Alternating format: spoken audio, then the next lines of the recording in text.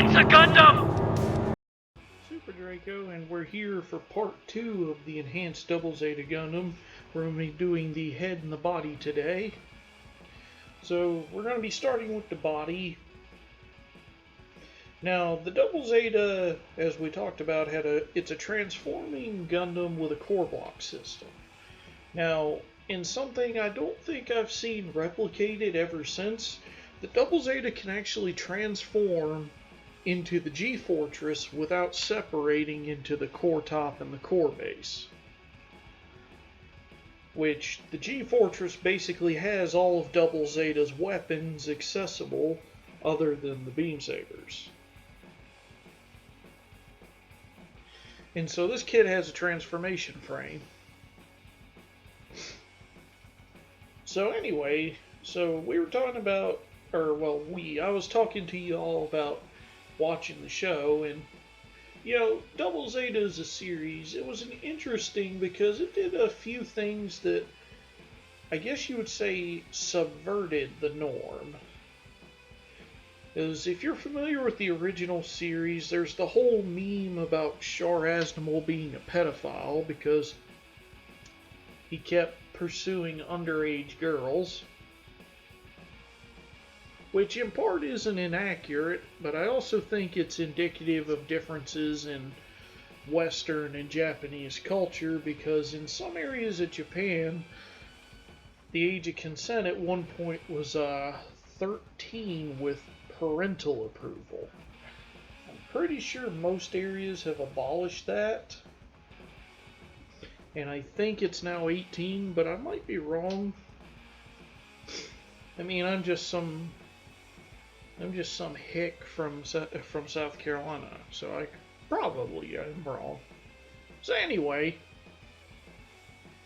but they did a whole inversion of that because Haman Khan, the main villain, who she was in Zeta Gundam as a secondary antagonist, takes over thanks to Zeta Gundam, the AUG eliminating the entire Titan's command structure. But in this weird inversion, Haman, who I think is 18, 19, maybe older, throughout the series is actively trying to seduce and pursue Judo. And it's one of the things where, in some instances, it seems like she just wants him for part of her Neo-Zeon forces. And then other times it seems like she may actually have genuinely been in love with him. And so it was a whole thing. It was kind of uncomfortable, but it was a nice subversion of Char, especially given that I want to say it was one of the mangas about Axis that they revealed that Char briefly was on Axis and had a relationship with Haman. And I might be wrong, but Char was trying to use that to get to Mineba Lao Zabi to finish his revenge on the Zabi family.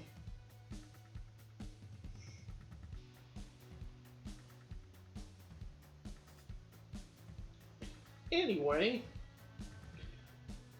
so right here we're just assembling the landing gear on that piece of the body section. That's I believe that's for the core top. It's not used in the G-Fortress or any other mode. And really, since this kit actually says it's not supposed to transform, it's kind of redundant. But these pieces are also one of the differences between the original Double Zeta and the Enhanced. Because essentially, the Enhanced Double Zeta, well, to begin with, the Double Zeta Gundam is like the most 80s Gundam ever. Because if you ever listen to people talk about the 80s, it was a period of excess, spending money, and basically living essentially beyond your means, if I'm honest. And I think the Double Zeta is the perfect encapsulation of this. He is by far, excluding Unicorn and New Gundam, one of the biggest Gundams, and I mean that in the standard mobile suits, not your giants like the Psycho Gundams and the Destroy Gundams and all that stuff that's huge for emphasis. But he's one of the largest standard mobile suits in the whole franchise. On top of that, he has the single largest backpack in the franchise. I mean, you could argue there's a bunch that have huge wings, but in terms of backpack, there is no question he has the largest backpack. He has the largest beam sabers held by a normal mobile suit. And I mean that because, you know, the Dendrobium Orcus probably had the single largest beam saber, but I actually think the handles on those were about the same size as Double Zetas. It's just the Orcus, with its giant reactor, could support a much larger blade. And then on top of that, it had missile launchers in the backpack. It had the double-barreled beam cannon as a handheld weapon. The beam sabers could also be used as beam guns when they weren't being used as a beam saber. I gotta check. I wonder if Double Zeta's rifle could do the long beam saber like Zeta.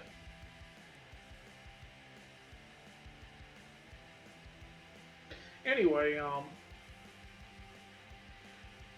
and then on top of all of that, the core fighter had its built-in weapons. I think it had Vulcans and missile launchers that weren't really effective against mobile suits, but would have been effective against missiles and other fighters. But then it also had the single most powerful mobile suit-mounted weapon of the time on a normal mobile suit. Because in the Double Zeta's forehead is the high mega cannon. And like you said, without looking it up, if memory serves, as a standard mobile suit weapon, it had the highest output of almost every beam weapon in the franchise at that point. I'm pretty sure at this point there have been other beam weapons that were significantly more potent, but still. And that's just a crazy, excessive amount of stuff.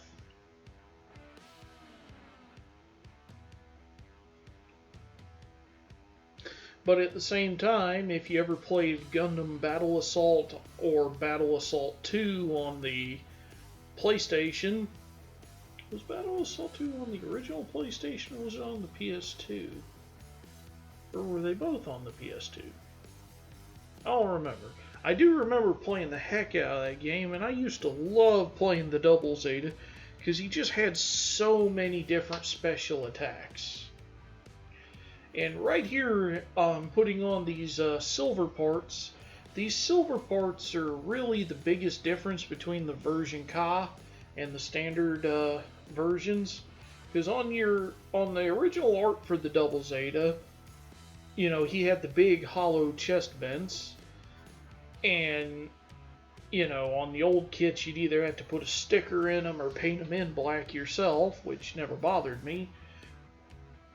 But with these silver pieces, you know, acting as covers, you know, there's less chance of debris and fire going into the vents. But at the same time, maybe it's me, I like the silver spike antenna things. I don't know what they actually do, but I like them. But the silver, I don't know how I feel, because I actually think it's a little too much. But, and maybe I'm just overthinking it, or maybe it's because the original is one of my all-time favorite suit designs. Who knows? But yeah, we're going to put the cockpit hatch on. Well, technically that red thing isn't the cockpit hatch. The cockpit hatch is I think it's a hexagonal or pentagonal section in the middle. Or maybe it's just trapezoidal. It's hard to say. I always do my audio after the fact on these videos so that I'm not talking and making a lot of noise because I typically work night shift, so I try to be quiet so I don't make a lot of noise while my wife is sleeping. And also then there's less for me to edit because I'm not just talking on the fly, because I tend to go a little bit, we'll say bonkers. I think that's a good word for it. I go a little bonkers when I'm by myself because I will sometimes talk and narrate to myself. And I'm not gonna lie to you, just like when we're all by ourselves, it's not always exactly G-rated.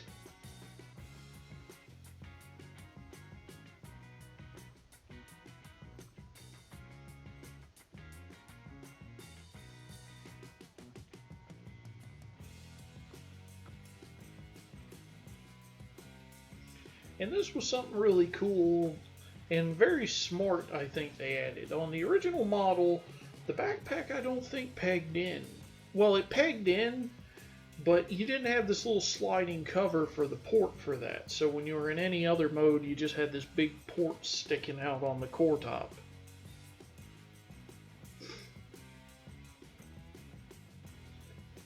So yeah.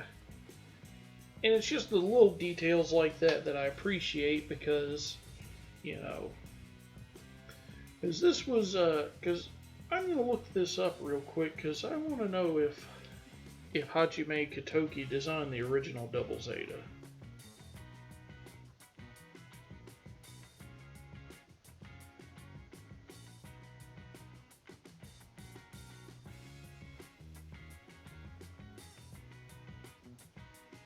And that's the torso done. So while I'm looking this up, you can enjoy a short video of Chloe sleeping, and once that video is done, we'll be back to start on the head.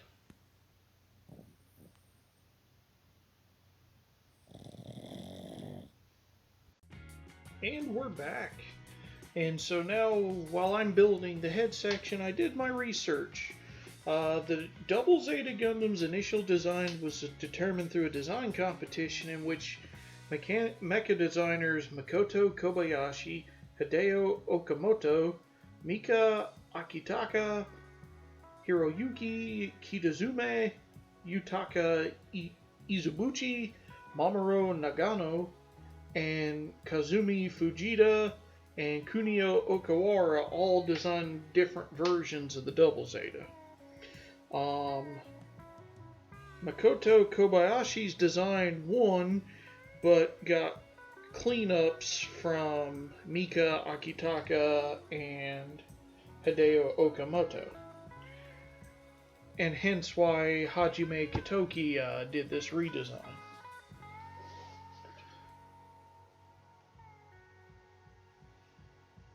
Anyway, so now we're going to do some... Now, oftentimes I'll actually do paint and stuff, but since this is one that... Honestly, I'm just waiting for them to put out a full armor kit to go over top everything. So I'm not super worried about colors and paints beyond the simple line work I did just to make the face a little better. Because I know the full armor parts exist because they released a FAZZ or FAZ kit. The FAZ appeared in Gundam Sentinel, and two mass production full armor Double Zetas accompanied the Sentinel Gundam on its deployment.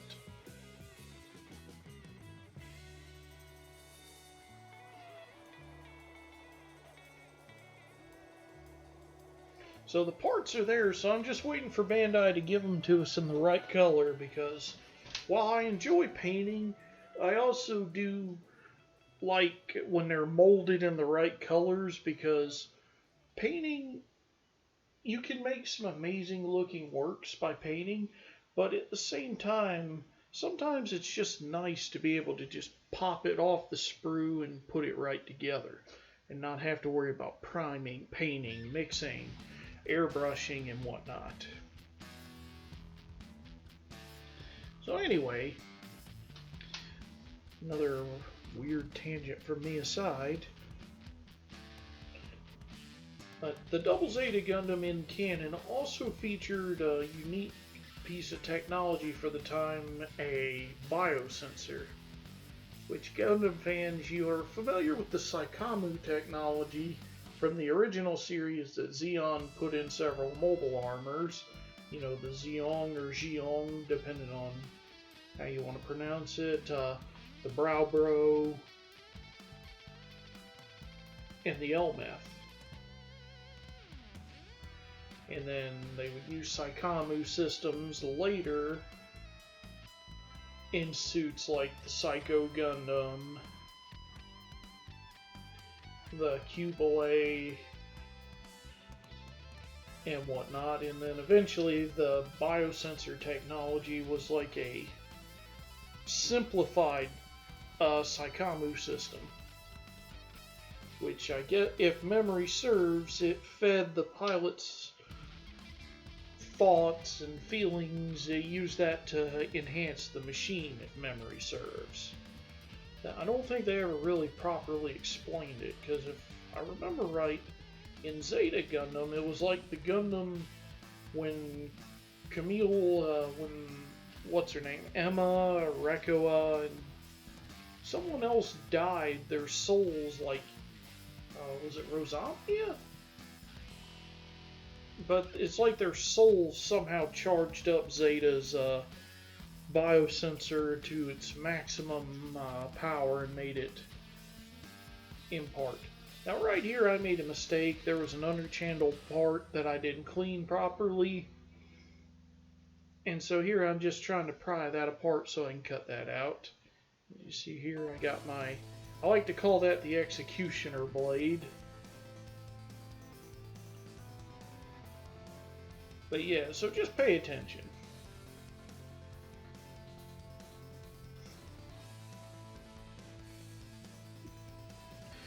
But yeah, that was one of the things I was always curious about, actually, talking about the Psychomu and the biosensors. Why didn't they, with all the armaments and stuff the Double Zeta had, why didn't they try to equip it with bits or funnel weapons? Because, I mean, Judo, if memory serves, if Camille Bidan, the Zeta Gundam pilot, had his brain telepathically damaged by Shirako at the end of Zeta Gundam, then Camille would have been the most powerful new type of that time. But with his mind damaged by Shirako as Shirako was dying, I believe that fell to Judo as the most powerful new type of that time.